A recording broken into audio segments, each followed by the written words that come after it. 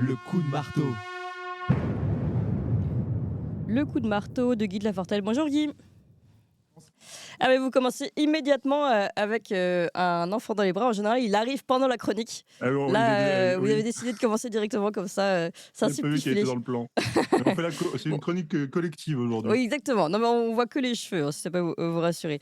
Alors, vous êtes, je rappelle, fondateur de la lettre d'information L'investisseur sans costume et donc associé fondateur de Toxin. Et aujourd'hui, vous souhaitiez revenir sur la dette française. Cette dette française, par qui est-elle détenue? Est-elle détenue par des investisseurs étrangers?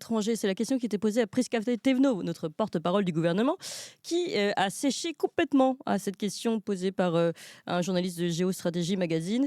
Elle ne savait pas dire qui détenait cette dette et vous allez nous répondre.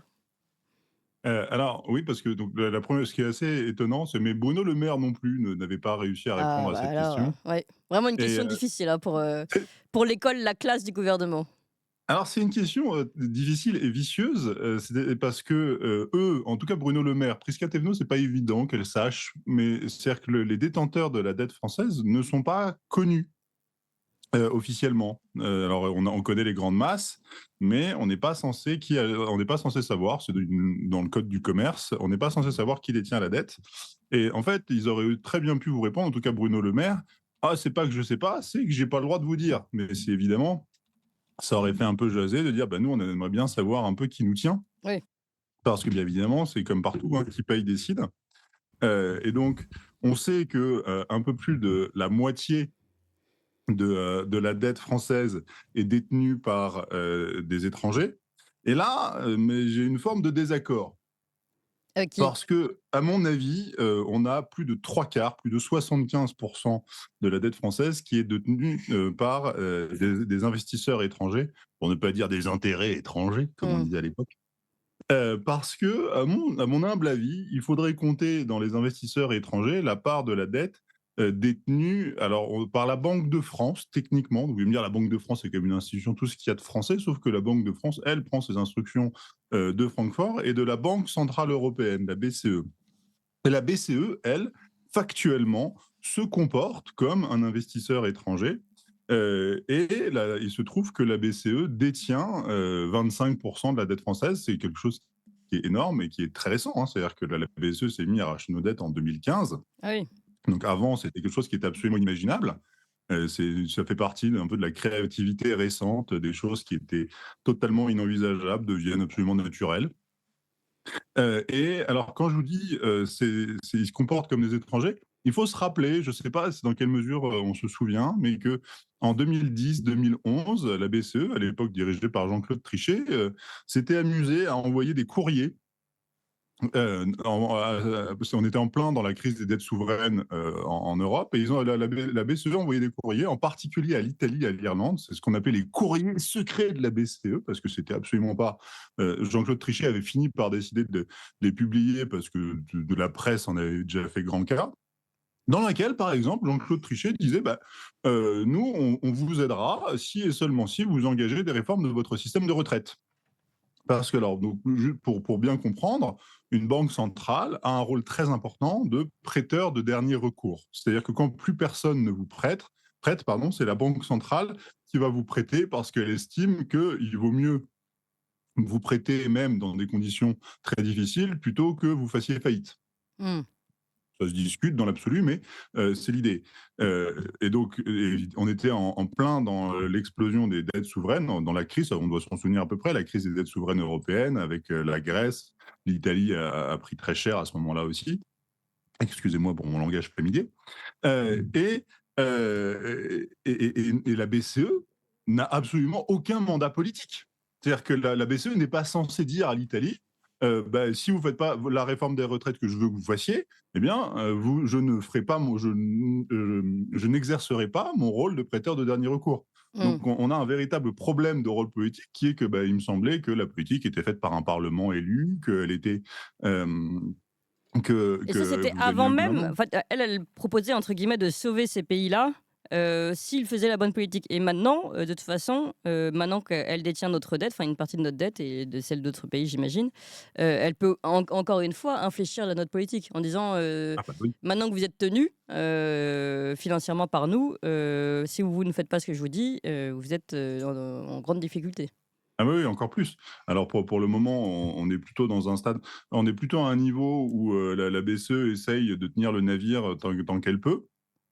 Mais bien évidemment, vous avez la BCE a cette capacité.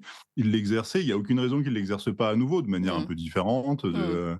mais du coup, c'est-à-dire que et puis le simple fait de se dire que le siège de la BCE est à Francfort, si vous voulez, c'est simplement Oui, pas en France. Et à un moment, il y a des choses comme ça qui sont assez simples. ouais, ouais. Hem, mais donc voilà, donc on peut réellement, estimer qu'on a, 75 de la dette qui, en tout cas, n'est pas dans le contrôle d'institutions, françaises. Française.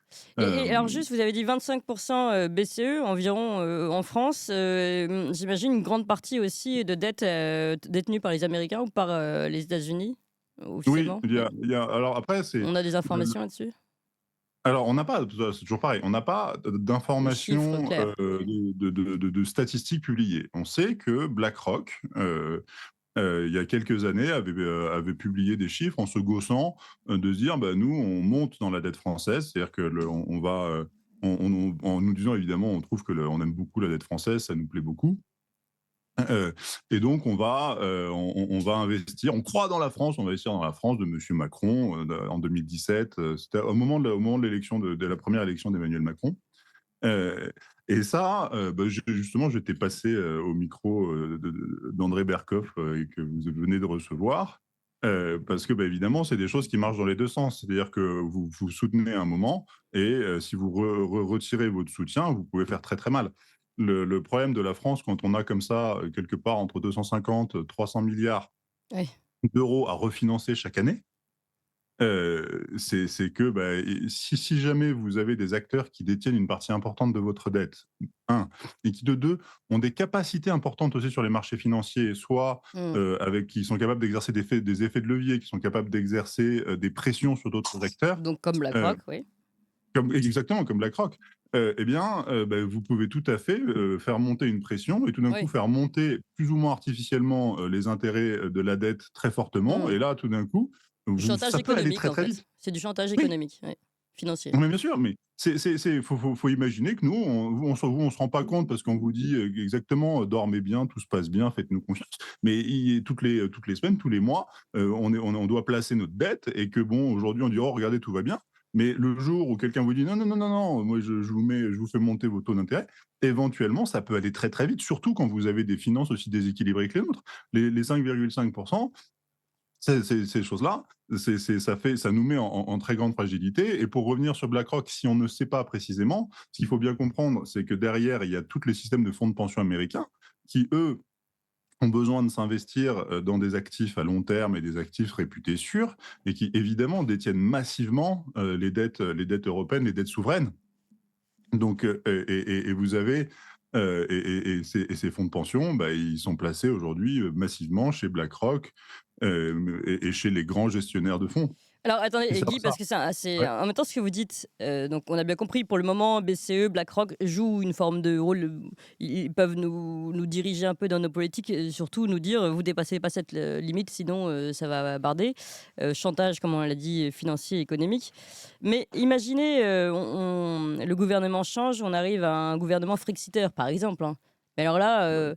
là c'est vraiment la catastrophe financière finalement, enfin Ah ou bah, pas? oui, comme vous dites, un gouvernement frigidaire, c'est des choses, qui se préparent pendant une dizaine d'années, ces choses-là. Vous pouvez en fait, l'exemple de la Russie est intéressant parce qu'on a fait ce coup-là, à la Russie de Poutine. Il faut pas jamais oublier que Poutine était j'allais dire le candidat atlantiste, Poutine est très proche des intérêts américains, quand il arrive au pouvoir en Oui, oui, Russie, tout à fait. et Et c'est d'ailleurs, au il a fil voulu du temps. rejoindre l'OTAN, il l'a rappelé, dans son interview à Tucker Carlson, Bien hein. sûr, c'est au Ouais. fil du Disons qu'il temps a cru que à l'espérance ou à l'ouverture occidentale. Ouais. oui, c'est ça, ou on peut aussi dire que les Occidents ont cru qu'il allait fermer sa gueule et qu'il allait manger tout ce qu'on allait lui donner. Mmh. Mais peu importe, c'est pas le sujet. Ce que je veux dire, c'est que j'ai aucune envie de faire de la morale ici. Ce que je veux dire, c'est que, Poutine, et la Russie, de Poutine a été, ostracisée. On a, oui, mais avant, bien avant.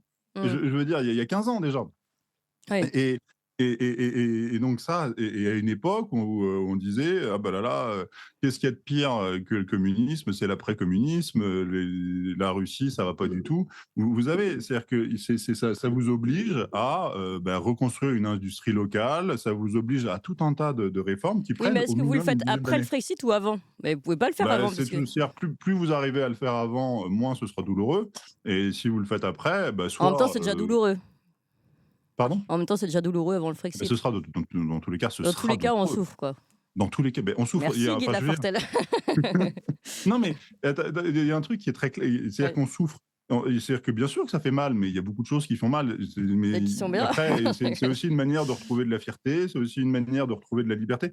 On sait quand vous disiez là juste avant, on a le choix, on est prêt à sacrifier notre liberté pour avoir notre sécurité, mais ça Oui. marche absolument pas comme ça. Mmh. Le jour où on n'a plus notre liberté, bien évidemment qu'on se fait encore plus sacrifier par les gens qui détiennent notre liberté. C'est-à-dire qu'on n'a jamais vu un esclave bien traité. Enfin, si, quelques-uns, mais pas beaucoup. Mmh. Euh, je veux dire, il n'y a pas du tout cette espèce d'image comme quoi, ah mais oui, je vais sacrifier ma liberté pour avoir plus de sécurité, Oui, surtout qu'on n'a qui pas est, remarqué qu'on avait plus de sécurité. C'est aussi un autre point du paradigme. Mais bon, là, ouais, c'est un peu, on dérive, Guy. Non, c'est non, pas la grave. vraie question, Juste c'est pour comment. terminer, Ouais, allez-y. je voudrais juste terminer, Ouais, si j'ai encore une minute, allez-y. c'est-à-dire que pour ces détenteurs, c'est qu'il y avait aussi au micro d'Alexis Poulain vendredi ou dernier, il me semble, Mmh.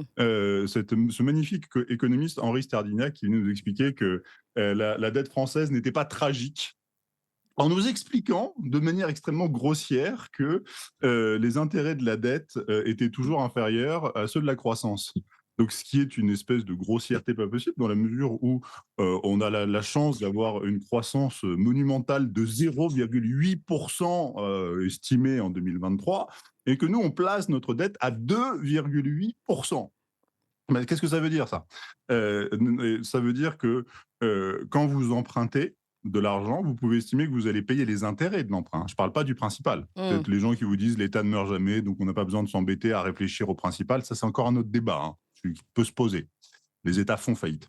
Mais donc, juste le paiement des intérêts, si les intérêts sont en dessous de la croissance, vous pouvez vous dire que vous allez pouvoir vous payer vos intérêts sans aller devoir les prélever ailleurs, sans devoir aller appauvrir quelqu'un.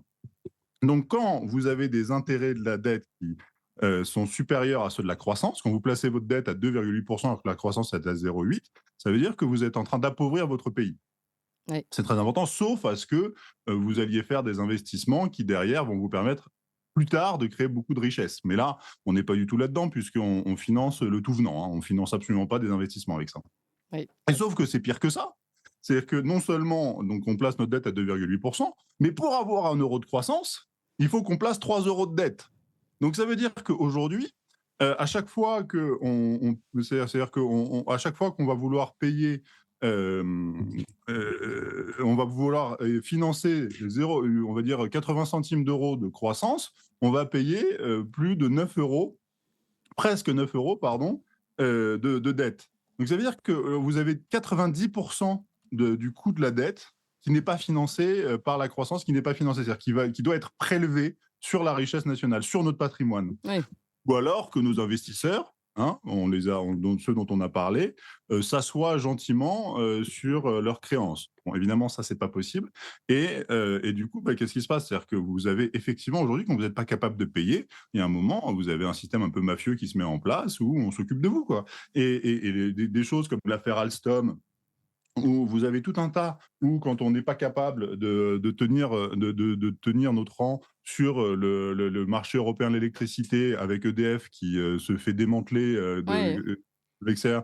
En fait, on ne peut pas comprendre la faiblesse de la France sur la scène internationale, ou même la position de Macron, qui était au départ du conflit en Ukraine Mmh. extrêmement modéré et qui tout d'un coup est Mmh. devenu le premier des va-t-en-guerre. On ne peut pas comprendre cette faiblesse de nos positions, de nos intérêts, sans cette laisse financière. Oui. Qui tient les bourses? Voilà, Heu, ouais, la c'est dette coûte beaucoup plus cher et ouais. elle est détenue davantage par l'extérieur qu'on ne pourrait croire. Eh bien, merci beaucoup Guy de Lafortelle de rappeler justement, que nous ne sommes plus un État souverain. Merci encore et la grande question aussi, c'est comment vous faites pour avoir un enfant si sage? Le mien aurait déjà arraché le micro, les cheveux et la caméra avec. Donc Vous bravo à vous. demanderez à sa maman. Ça doit être le côté économique ça, je ne sais pas, les chiffres, tout ça, ça doit apporter des choses. Merci beaucoup Guy de Ouais, Lafortelle ou en tout un cas. gâteau aussi.